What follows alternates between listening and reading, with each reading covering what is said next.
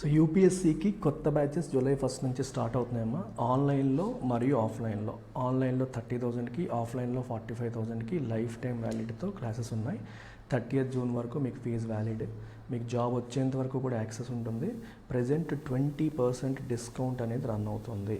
So 20% discount వల్ల ఈ 30,000ది మీకు 24,000కి, 45,000ది మీకు 36,000కి వస్తుంది. సో ఆఫ్లైన్ క్లాసెస్ మీకు 36,000కే అందుబాటులోకి వచ్చేస్తాయి using this offer. So do make use of this wonderful opportunity all the students. So first article చూడమ్మా. ECB cuts interest rates even as inflation fight is far from over. Even as inflation fight is far from over. So ECB ఏంటంటమ్మా? European central bank. The European central bank. అసలు ఏం జరుగుతుంది మీకు story అర్థం కావాలంటే మనం Covid టైంకి వెళ్ళాలి. కోవిడ్ టైంలో అంటే 2019, 20, 21 ఈ ప్రాంతంలో Covid first wave, second wave, third wave వస్తున్న ఈ ప్రాంతంలో సో మీ అందరికీ తెలుసు ఎకనామిక్ యాక్టివిటీ కంప్లీట్గా డిప్ అయిపోయింది. ఎకనామిక్ యాక్టివిటీ ఎందుకు డిప్ అయిపోయింది?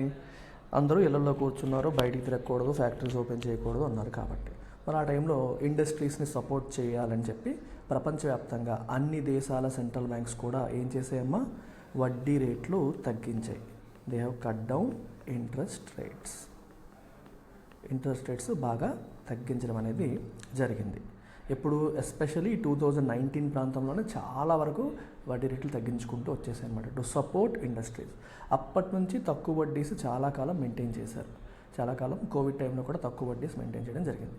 తర్వాత కోవిడ్ అయిపోయే టైంకి ఏమైందంటే మనకి ఇండస్ట్రీస్ మెల్లగా రికవర్ అవ్వడం మొదలైంది. కానీ అప్పటికే చాలా తక్కువ వడ్డీలు ఎక్కువ కాలం ఉండడం వల్ల మనీ సప్లై సిస్టంలో బాగా పెరిగిపోయింది. ఎందుకంటే వడ్డీ తక్కువ ఉన్నప్పుడు ఎక్కువ మంది లోన్లు తీసుకుంటారు, డిపాజిట్లు తగ్గిపోతాయి, పీపుల్ చేతిలో ఉన్న క్యాష్ అనేది బాగా పెరిగిపోతుంది. ఎప్పుడైతే ప్రజల చేతుల్లో ఉన్న క్యాష్ పెరుగుతుందో అది ఇన్ఫ్లేషన్కి, మనీ సప్లై పెరిగి ఇన్ఫ్లేషన్కి అది దారితీస్తుంది అనమాట. సో ఆ రకంగా ప్రపంచవ్యాప్తంగా అమెరికాలో కావచ్చు, యూరోప్లో కావచ్చు, ఇండియాలో కావచ్చు, అన్ని దేశాల్లో కూడా ఇన్ఫ్లేషన్ అనేది ఒక మేజర్ ఇష్యూగా మారిపోయింది. సో ఈ ఇన్ఫ్లేషన్ని కంట్రోల్ చేయడం కోసమని మళ్ళీ ప్రపంచ దేశాల్లో ఉన్న సెంట్రల్ బ్యాంక్స్ అని ఏం చేశాయి? అవే వడ్డీ రేట్లు, ఏ వడ్డీ రేట్లను అయితే ఇనీషియల్గా తగ్గించాయో ఆ వడ్డీ రేట్లని మళ్ళీ పెంచడం మొదలుపెట్టాయి. ఆ వడ్డీ రేట్లని పెంచి పెంచి పెంచి పెంచి పెంచి ఇన్ఫ్లేషన్ అదుపు చేయడానికి ప్రయత్నం చేశాయి. సో ఇక్కడ అదే చెప్తున్నారు, యూరోప్ ఏరియాలో కూడా ఆల్మోస్ట్ 10% వరకు ఇన్ఫ్లేషన్ అనేది వెళ్ళిపోయింది. వాళ్ళకి మనలాగా 4 to 6% కూడా కాదు, 2% లోపే ఇన్ఫ్లేషన్ మెయింటైన్ చేస్తారు. అలాంటిది 10% వరకు వెళ్ళింది. సో దాన్ని ఇప్పుడు తగ్గించడానికి ప్రయత్నం చేస్తూ ఆ ప్రయత్నంలో వడ్డీ రేట్లు పెంచుకుంటూ వెళ్ళారు. వడ్డీ రేట్లు పెంచడం వల్ల ఏమవుతుంది? Loans become expensive. సో అన్నెసరీగా లోన్ తీసుకునే వాళ్ళు తగ్గుతారు, ప్రజల చేతుల్లో ఉన్న క్యాష్ సప్లై తగ్గుతుంది. సో ఆ రకంగా వస్తువులు సేవలకి డిమాండ్ అనేది కొంచెం కంట్రోల్ అయ్యి ఇన్ఫ్లేషన్ అనేది తగ్గుతుంది అనేది ప్రధానమైన ఉద్దేశం. సో ఆ ఉద్దేశంతో వడ్డీ రేట్లు పెంచుకుంటూ పెంచుకుంటూ వెళ్ళడం అనేది జరిగింది. సో ఇన్ఫ్లేషన్ ఈ ప్రాసెస్లో మెల్లమెల్లగా ఇన్ఫ్లేషన్ కూడా తగ్గుతూ తగ్గుతూ వచ్చింది. సో ఇప్పుడు ఇన్ఫ్లేషన్ ఆల్మోస్ట్ కంట్రోల్ అవుతుంది అనే స్టేజ్ వచ్చింది. సో ఇంక ఇండస్ట్రీ ఏం ఎక్స్పెక్ట్ చేస్తుంది? మీరు బాగా వడ్డీ రేట్లు పెంచారు, పెంచిన వడ్డీ రేట్లు మళ్ళీ తగ్గించాలి అని చెప్పి వెయిట్ చేస్తున్నారనమాట. అలా వెయిట్ చేస్తూ సంవత్సరం గడిచిపోయింది. ఇప్పుడు మన యూరోపియన్ సెంట్రల్ బ్యాంక్ వాళ్ళు మొట్టమొదటిసారి వడ్డీ రేట్లు చూడండి 2019లో బాగా పెంచుకుంటూ వెళ్ళిపోయారు కదా, అప్పటి నుంచి 2019లో బాగా తగ్గించారు, తర్వాత బాగా పెంచారు. 2019లో తగ్గించారు, ఆ తర్వాత పెంచుకుంటూ వెళ్ళారు. పెంచడమే కానీ తగ్గించడం అనేది జరగలేదు. సో ఆ తర్వాత ఫస్ట్ ఇంట్రెస్ట్ రేట్ కట్ ఇప్పుడు మనకి వచ్చిందని చెప్పి న్యూస్. ఇది కూడా ఆబ్జెక్టివ్ దేనికి, ఎందుకు వడ్డీ రేట్లు తగ్గించారంటే ఓకే ఇన్ఫ్లేషన్ అనేది అదుపులోకి వచ్చింది కాబట్టి let's support our economic growth. మీరు కాన్సెప్ట్ ఏంటంటే ఇంట్రెస్ట్ రేట్స్ తక్కువ ఉంటే ఇండస్ట్రీకి ప్లస్, ఎందుకంటే తక్కువ వడ్డీకి ఫండ్స్ వస్తాయి కాబట్టి. ఇంట్రెస్ట్ రేట్స్ ఎక్కువ ఉంటే అది మైనస్. ఇంట్రెస్ట్ రేట్స్ ఎక్కువ ఉంటే అది మైనస్ అవుతుంది, ఇంట్రెస్ట్ రేట్ తక్కువ ఉంటే అది ఎకానమీకి ప్లస్ అవుతుంది అనేది మనం గుర్తుపెట్టుకోవాలి. సో ఆ కాంటెక్స్లో వడ్డీ రేట్లు చాలా రోజుల తర్వాత తగ్గించాయి అనేది. అయితే మీకు ఇండియాకి ఏంటి ఇండికేషన్ అంటే ఇప్పుడు యూరోపియన్ సెంట్రల్ బ్యాంక్ తగ్గించింది కాబట్టి ఇట్ ఈజ్ ఒక సిగ్నల్ అనమాట. ప్రపంచంలో ఒక పెద్ద సెంట్రల్ బ్యాంక్ వడ్డీ రేట్లు తగ్గించింది. సో నెక్స్ట్ యూఎస్ వాళ్ళు తగ్గిస్తారని, ఆ తర్వాత మన ఇండియాలో ఆర్బీఐ కూడా వడ్డీ రేట్లు తగ్గిస్తుందని చెప్పి మనం ఎక్స్పెక్ట్ చేయొచ్చు. ఆర్బీఐ వడ్డీ రేట్లు తగ్గిస్తే మనకేంటి సార్ అడ్వాంటేజ్? ఆర్బీఐ వడ్డీ రేట్లు తగ్గిస్తే మన ఇండస్ట్రీకి అడ్వాంటేజ్. అలాగే కన్స్యూమర్స్కి కూడా ఉపయోగపడుతుంది. ఎవరికైనా లోన్స్ కావాలన్నా మన హోమ్ లోన్స్ మీద వడ్డీ రేట్లు కూడా తగ్గుతాయి. కొత్తగా ఎడ్యుకేషన్ లోను ఏ లోన్ తీసుకుని అన్నిటికీ వడ్డీ రేట్లు తగ్గే అవకాశం ఉంటుంది. ఇండియా యొక్క ఎకనామిక్ యాక్టివిటీ ఇంకా ఫర్దర్ పికప్ అయ్యే అవకాశం అనేది ఉంటుంది. బట్ ఫర్ దట్ ఇన్ఫ్లేషన్ అనేది సస్టైనబుల్గా కంట్రోల్ అవ్వాలి. అలా అయితే అప్పుడు మన ఆర్బీఐ కూడా తగ్గిస్తుందని చెప్పి మనం ఎక్స్పెక్ట్ చేయొచ్చు. So look at this article. Digital Payments Intelligence Platform soon to curb fraud. Curb అంటే కంట్రోల్, నియంత్రించడం అంటాం.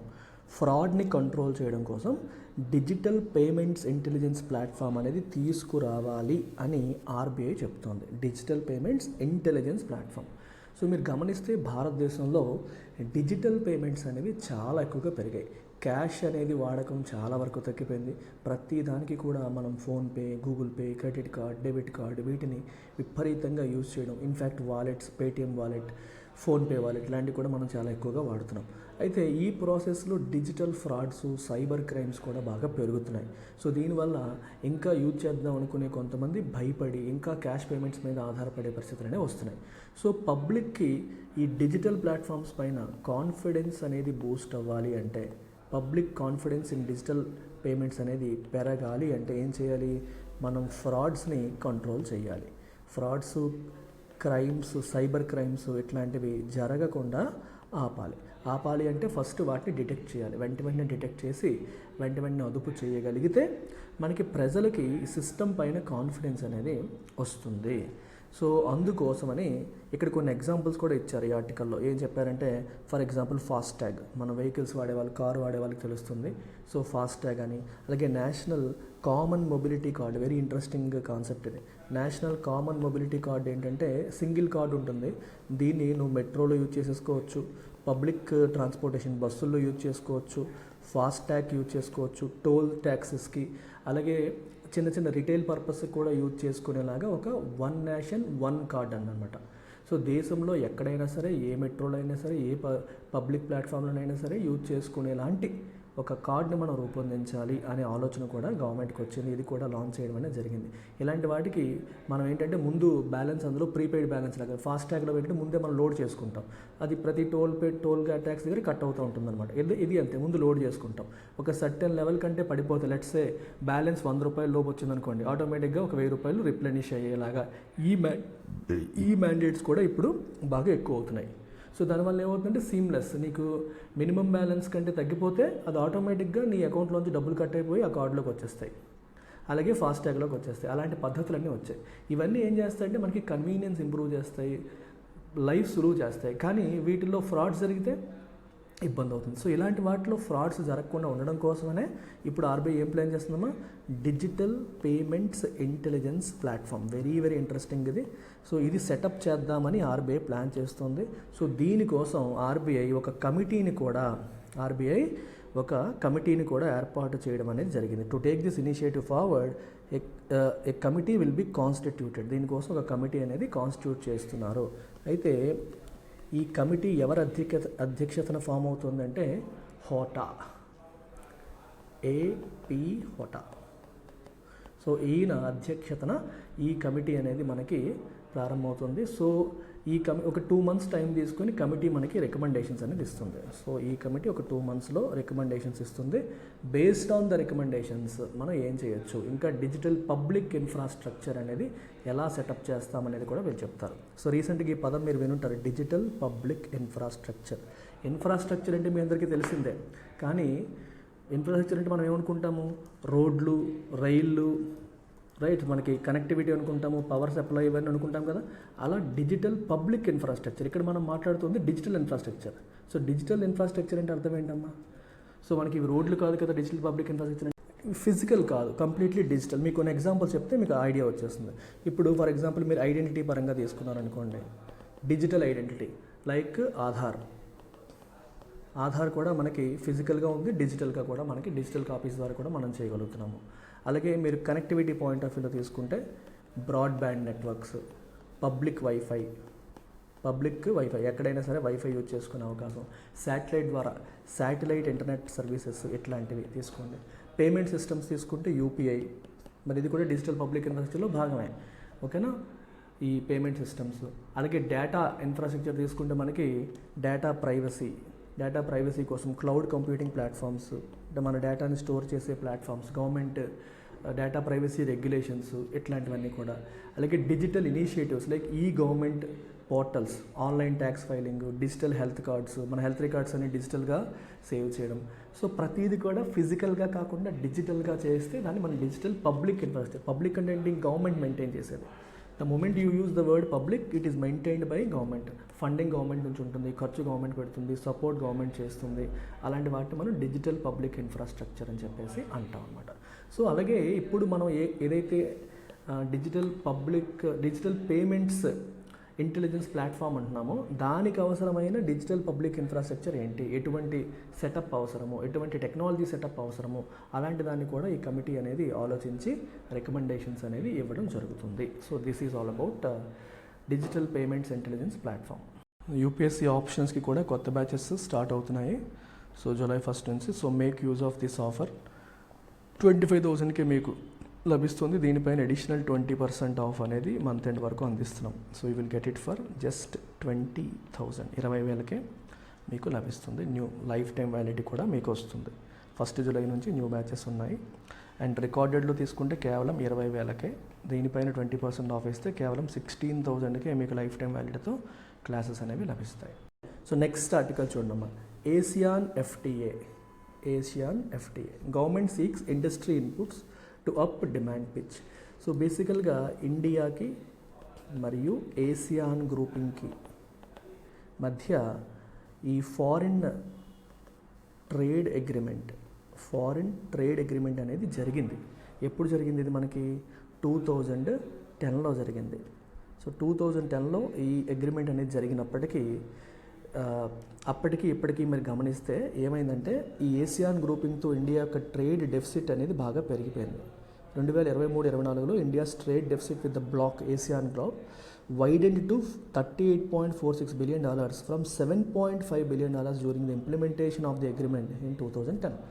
సో ఈ 14 సంవత్సరాల్లో $7.5 billion నుంచి $38.46 billion పెరిగిపోయింది. ఏంటి?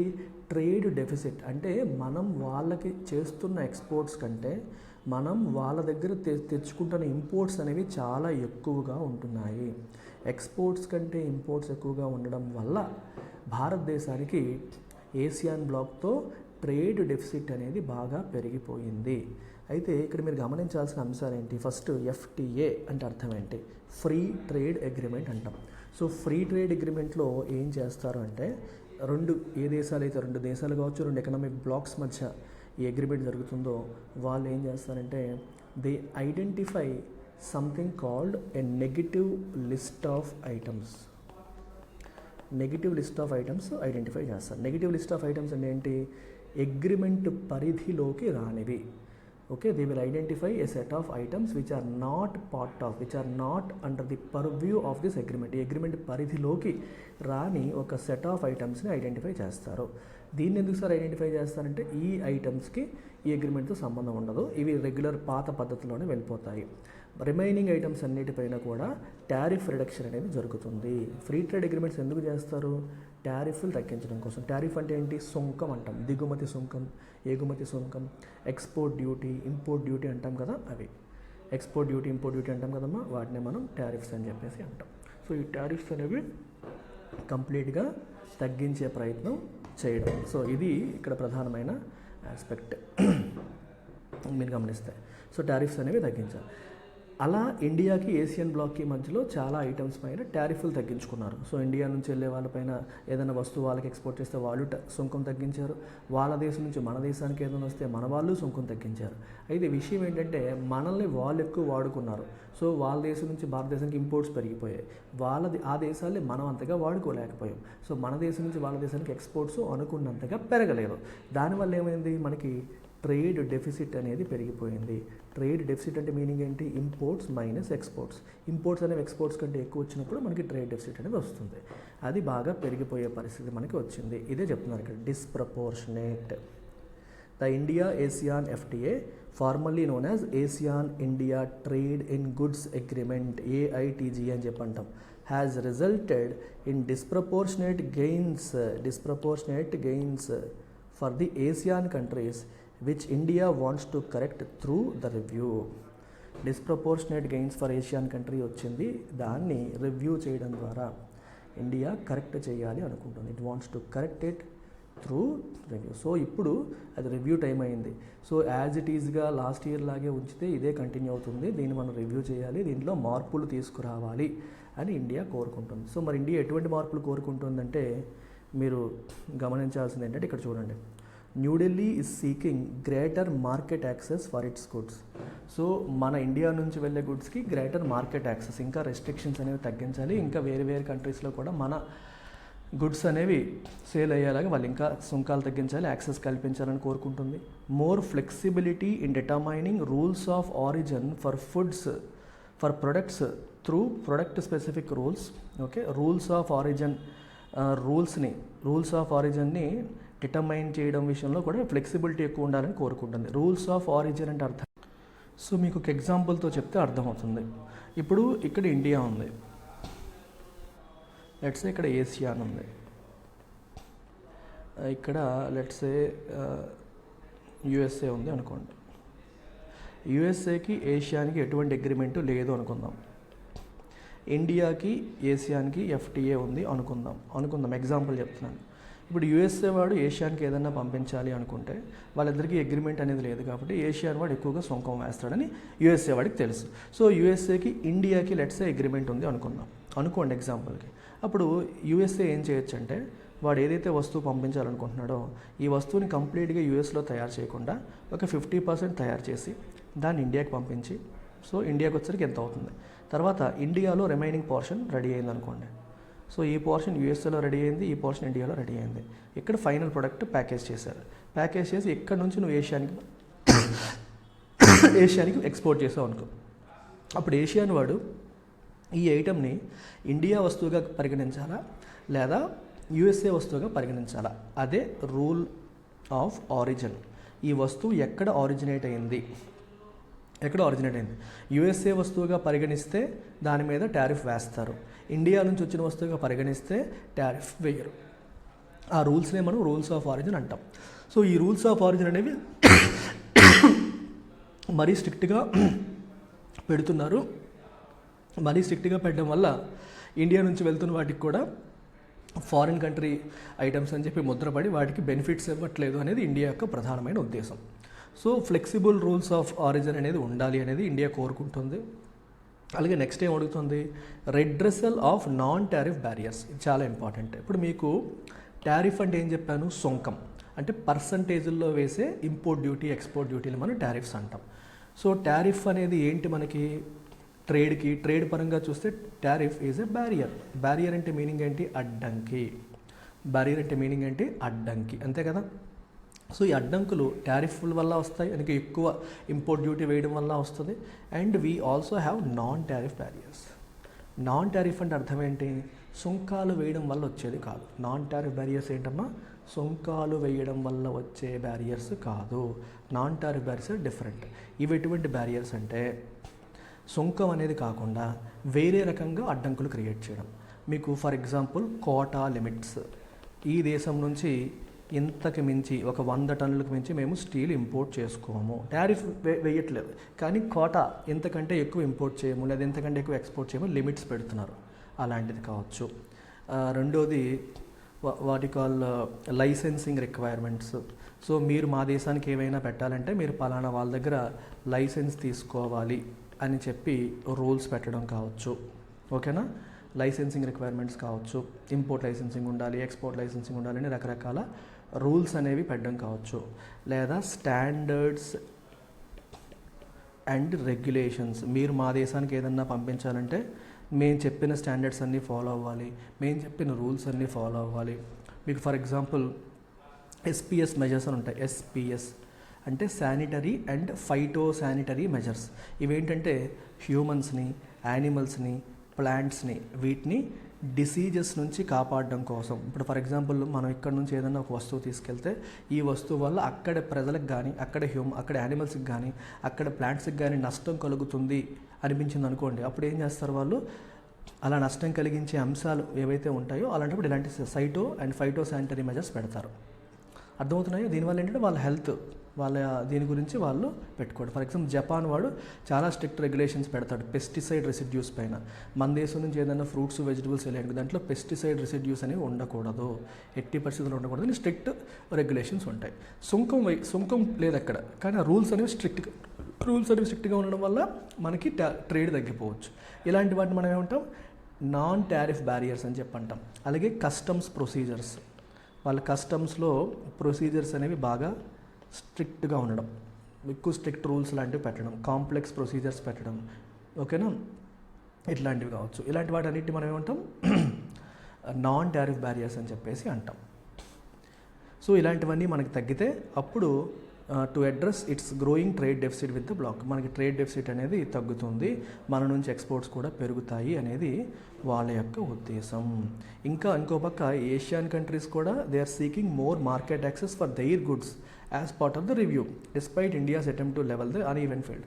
మన వాళ్ళు ఏంటంటే మీరు ఎక్కువ మాకు ఎక్స్పోర్ట్ చేస్తున్నారు, మేమేమో ఎక్కువ మీకు చేయలేకపోతున్నామని ఫీల్డ్ని ఈవెన్ చేద్దామని ఇండియా ప్రయత్నం చేస్తుంటే వాళ్ళు ఏంటి మాకు ఇంకా యాక్సెస్ కావాలి, ఇండియాలో మేము ఇంకా వస్తువులు పంపించేద్దాం అనుకుంటున్నామని చెప్పేసి వాళ్ళు అడుగుతున్నారు. అయితే ఇది కూడా గుర్తెచ్చుకోవడం సార్, 10 మెంబర్ ఏషియన్ గ్రూప్లో ఏమున్నాయి మనకి? Indonesia, Malaysia, the Philippines, Singapore, Thailand, Brunei, Vietnam, Laos, Myanmar and Cambodia. So this is all about ఈ పర్టికులర్ ఆర్టికల్. ఏషియన్ ఎఫ్టీఏ రివ్యూకి వస్తుంది. సో ఇండియా ఏమో లెవెల్ ప్లేయింగ్ ఫీల్డ్ తీసుకురావాలి, మనం కూడా వాళ్ళకి ఎక్కువ ఎక్స్పోర్ట్ చేసుకునే పరిస్థితి రావాలని కోరుకుంటుంది. We have to wait and see how it is going to shape up. So next article వచ్చేసి CCI draft regulations attempt to tighten grip on big tech. CCI అంటే ఏంటమ్మా మీనింగ్? CCI అంటే competition commission of India. They are coming out with draft regulations. Draft అంటే ఇంకా finalise అవ్వలేదు, వస్తున్నాయి. ఈ regulations ఎలా ఉన్నాయంటే they attempt to tighten grip on big tech companies పైన గ్రిప్ని టైటన్ చేస్తున్నాయి. సో దీని కాన్సెప్ట్ ఏంటి? డీటెయిల్స్లోకి వెళ్ళే ముందు first competition commission of India గురించి 4 ముక్కలు మాట్లాడుకుందాం. So competition commission of India అనేది it is a statutory body. When I say statutory body, what does it mean? It is established based on a statute. ఏంటది? Competition act. Competition act 2002 ఆధారంగా ఏర్పాటు చేయబడ్డ ఆర్గనైజేషనే ఈ CCI. It is an independent regulatory authority. Independent regulatory అథారిటీగా మనం చెప్పొచ్చు. దీని యొక్క ఆబ్జెక్టివ్ ఏంటి అంటే టు ప్రమోట్ ఫెయిర్ కాంపిటీషన్ ఉండేలాగా చేయాలి. యాంటీ కాంపిటీటివ్ పాలసీస్ అనే వాటిని, కాంపిటీషన్ని అడ్వర్స్లీ ఎఫెక్ట్ చేసే ప్రాక్టీసెస్ని నిరోధించాలి. అలాంటి తప్పులు చేసే కంపెనీస్ పైన యాక్షన్స్ తీసుకోవాలి. మోనోపోలీస్ లాంటివి లేకుండా చూసుకోవాలి. డామినెన్స్, యాంటీ కాంపిటీటివ్ పాలసీస్ లాంటివి లేకుండా చూడడం. మీకు కొన్ని ఎగ్జాంపుల్ చెప్తాను, ఎలాంటివి అన్ఫెయిర్ కాంపిటీషన్ ప్రాక్టీసెస్ అనేవి మీకు చెప్తాను. ఫర్ ఎగ్జాంపుల్, దేశంలో 2 పెద్ద కంపెనీస్ ఉన్నాయి, వీళ్ళిద్దరికీ పోటీ ఉందనుకోండి. వీళ్ళిద్దరూ చెయ్యి కలిపేసి ప్రైస్ ఫిక్స్ చేశారనుకోండి.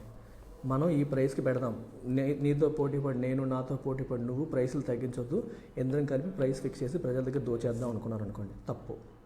అలా చేయకూడదు. అది ఒక ఎగ్జాంపుల్ అనమాట.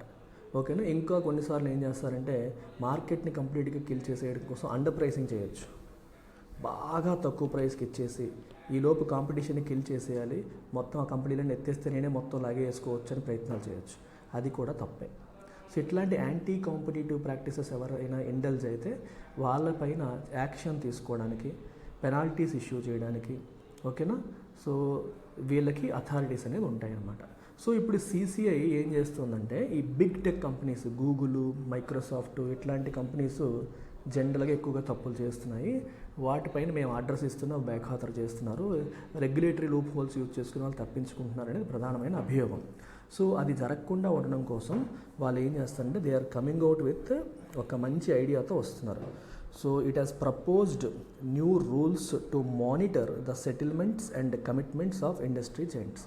సో వీళ్ళు ఏదైతే ఇష్యూ వచ్చినప్పుడు వీళ్ళు ఇచ్చే ఆర్డర్స్ ఏవైతే ఉంటాయో, లేకపోతే కమిట్మెంట్స్ వాళ్ళు ఏవైతే ఇచ్చారో వాటిని నిజంగా ఫాలో అవుతున్నారా లేదా అని మానిటర్ చేయడం కోసం వీళ్ళు ఏం చేస్తున్నారంటే they are proposing to appoint a range of independent agencies, including accounting firms, management consultancies, professional organizations, individuals such as chartered accountants, company secretaries, cost accountants. ఇట్లాంటి ఇండిపెండెంట్ ఏజెన్సీస్ని అపాయింట్ చేసి వాళ్ళు నిజంగా మేము ఇస్తున్న రూల్స్ రెగ్యులేషన్స్ ఫాలో అవుతున్నారా లేదా మీరు check చేయొచ్చు, చెక్ చేసి మాకు ఇన్ఫర్మేషన్ ఇవ్వచ్చు అనే సిచ్యువేషన్ క్రియేట్. అంటే ఒక్క సీసీఐ వాళ్ళే చెక్ చేయడం కాదు, ఇండిపెండెంట్ ఏజెన్సీస్ అంటే సీసీఐతో సంబంధం లేని ఒక ఇండిపెండెంట్ ఏజెన్సీకి మానిటరింగ్ బాధ్యత అప్పచెప్పితే ఓకే, ఆ ఇండిపెండెంట్ ఏజెన్సీలు ఉన్న వాళ్ళకి కూడా గూగుల్తో కానీ ఈ టెక్ కంపెనీస్తో సంబంధం ఉండకూడదు, ఎటువంటి కాన్ఫ్లిక్ట్ ఆఫ్ ఇంట్రెస్ట్ ఉండకూడదు. అంటే వాళ్ళకి వీళ్ళకి ఏమైనా రిలేషన్స్ ఉండి ఏదైనా అగ్రిమెంట్స్ ఉండి ఏమైనా డీల్స్ ఉంటే మళ్ళీ వర్కౌట్ అవ్వదు, వీళ్ళు వాళ్ళకు అనుకూలంగా ప్రవర్తించే అవకాశం ఉంటుంది. కంప్లీట్గా ఇండిపెండెంట్ ఎంటిటీస్కి ఆ బాధ్యత అప్పచెప్పి వాళ్ళు సీసీఐ రూల్స్ రెగ్యులేషన్స్ ఫాలో అవుతున్నారా లేదా అని చెప్పే బాధ్యత వీళ్ళకి అప్పచెప్పడం అనేది ఇక్కడ ప్రధానమైన ఉద్దేశం. సో ఈ ఏజెన్సీస్కి ఏం చేస్తారు, they will be tasked with the critical responsibility of monitoring the implementation of the CCI's orders, ensuring that the terms of engagement are strictly followed. మేము ఏ ఆర్డర్స్ ఇచ్చినా అది ఫాలో అవుతున్నారా లేదా మానిటర్ చేయాల్సిన రెస్పాన్సిబిలిటీ ఉంటుంది. To maintain integrity and impartiality, agencies must confirm their independence by disclosing potential conflicts of interest. So ఈ agencies ఏం చెప్పాలి, ఆ కంపెనీస్కి వీళ్ళకి ఏమైనా రిలేషన్స్ ఏమైనా ఉంటే ముందే డిస్క్లోజ్ చేసేయాలి, కంప్లీట్గా వాళ్ళంతా వాళ్ళు వాలంటరీగా డిస్క్లోజ్ చేయాల్సి ఉంటుంది, వాళ్ళ ఇండిపెండెన్స్ని కన్ఫర్మ్ చేయాలి.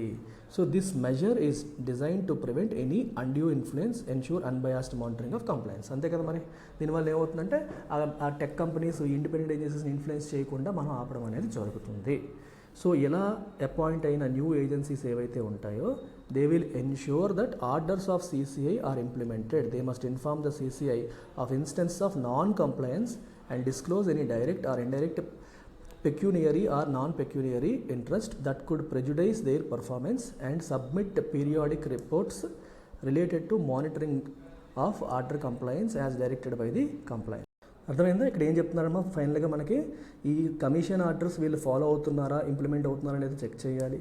అలాగే ఒకవేళ నాన్ కంప్లయన్స్ వాళ్ళు ఏవైనా సరే వీళ్ళ ఆర్డర్స్ ఫాలో అవ్వకపోయినా లేదా direct or indirect pecuniary or non pecuniary interest అంటే ఆ కంపెనీస్తో డైరెక్ట్గా కానీ ఇండైరెక్ట్గా కానీ, పెక్యూనియరీ అంటే related to money, non pecuniary అంటే మనీ కాకపోవచ్చు కాదు మీ బంధువు వాడు వేరే రకంగా మాకు రిలేటెడ్ అలాంటివి ఏవైనా ఉన్నా సరే వాళ్ళ పర్ఫార్మెన్స్ని ప్రెజుడైజ్ చేసే లాంటి ప్రెజుడైజ్ అంటే హార్మ్ చేసే ఎటువంటి ఇన్స్టెన్సెస్ ఉన్నా సరే వాళ్ళు చెప్పాలి. ఓకేనా? సో కమిషన్ సంబంధించి మానిటరింగ్ కంప్లైన్స్ మానిటరింగ్ సంబంధించి ప్రతి ఒక్క ఆస్పెక్ట్లో కూడా ఇండిపెండెన్స్ అనేది మెయింటైన్ చేయాలి. ఎటువంటి కాన్ఫ్లిక్ట్ ఆఫ్ ఇంట్రెస్ట్ ఉన్నా సరే తెలియజెప్పాల్సిన అవసరం అనేది ఉంది. ఇవి కాక ఇంకా ఏమంటున్నారు చూడండి, additionally the agencies shall maintain highest standards of confidentiality regarding any information received. వాళ్ళకి ఏదైనా ఇన్ఫర్మేషన్ వచ్చినా అది CCIకి చెప్పాలి తప్పితే జనరల్ పబ్లిక్ కావచ్చు బయట అందరికీ చెప్పేయకూడదు. collected during the discharge of their obligations and will perform any other duties as stipulated under the terms of engagement as directed by CCI. CCI direct చేసినప్పుడు వాళ్ళకి టర్మ్స్ ఆఫ్ ఎంగేజ్మెంట్ ఇస్తారు, ఇది మీరు చేయాల్సిందని. ఇంకా ఏదైనా డ్యూటీస్ అప్పచెప్పినా అవన్నీ వాళ్ళు చేయాల్సి ఉంటుంది. సో దీనివల్ల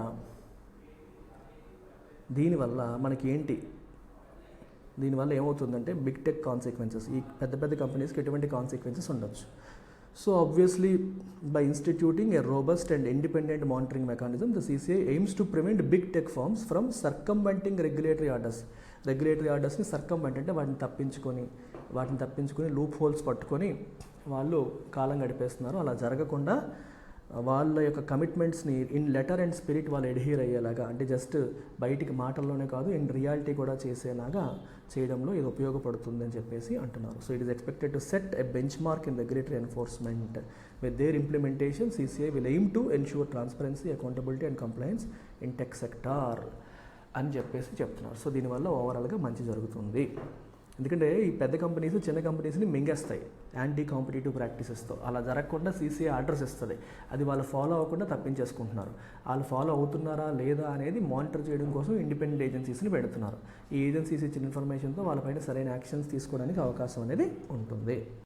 నెక్స్ట్ ఆర్టికల్ చూడండి, DGFT wants interest equalisation, very important, interest equalisation scheme for exporters to continue post June 30. Very interesting article ఇది.